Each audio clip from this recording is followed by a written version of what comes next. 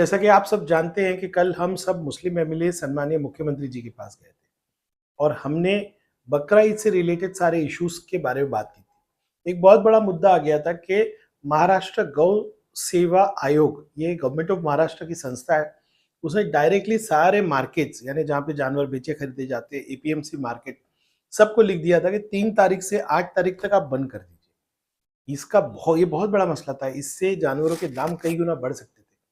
लेकिन हमने ये आवाज उठाई और आज वही महाराष्ट्र गौ सेवा आयोग ने अपना फिर से सर्कुलर निकाल के अपना पहला सर्कुलर वापस लिया है। सिर्फ कहा है कि जो कानून में इजाजत नहीं है ऐसे जानवरों को नहीं काटना है, वो तो हम पहले से ही मानते हैं, बल्कि हम तो सरकार से अपील करते हैं कि कानून के खिलाफ कोई जाता है तो उस पर कार्रवाई कीजिए। तो ये एक मसला हल हुआ। आज आयोग ने खुद अपना परिपत्रक सबको भेज दिया कि आप मार्केट खुले रखिए और जो कानून नहीं अलाउ करता वो मत कीजिए। ये तो इसकी कहने की जरूरत नहीं, कानून तो सबके लिए होता है।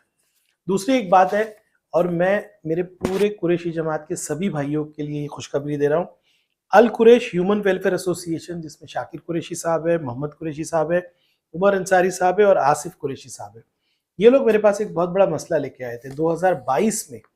जो मैं बकरा ईद के लिए नहीं कर रहा हूँ, रोज जो बड़े जानवर आते हैं देवनार में या कहीं भी, तो सरकार के डॉक्टर्स जो जानवर को चेक करके एक सर्टिफिकेट देते हैं कि ये जानवर जो है ज़बा के लायक है, उसकी फीस 20 रुपए से 200 रुपया कर दी गई थी। 1 महीना पहले हम सम्मानीय अजीत पवार साहब से मिले थे और सम्मानीय पंकजा मुंडे ताई से मिले थे। दोनों ने बहुत पॉजिटिव रिस्पॉन्स दिया। अजीत पवार साहब ने कहा कि फाइनेंस इसकी परमिशन देगा कि आप फीस कम कर लो, और पंकजा मुंडे जी ने कहा कि हमारा डिपार्टमेंट जिसको कम कर देगा। 10 साल से फीस नहीं बढ़ी थी, अब वो फीस जो है 200 रुपए से 100 रुपया कर दी गई है। इसका मतलब पूरे 365 दिन जो जानवर आते हैं देवनार या दूसरी जगह के लिए, डॉक्टर्स जो सर्टिफिकेट देने का 200 रुपया देते थे वो अब 100 रुपया हो गया है। और मैंने अभी सेक्रेटरी रामास्वामी जी से बात की है कि बकरा ईद में ये 3 दिनों में इसको माफ कर दीजिए, जो पिछले 2 साल से माफ हो रहा है। यही बातें आप तक पहुंचानी थी, इसलिए मैं आपके बीच आया। इसी तरह से हमें सपोर्ट करते रहिए। जो जिम्मेदारी आपने दी है हम पूरी तरह से ईमानदारी से उसको निभाने की कोशिश करते हैं। शुक्रिया।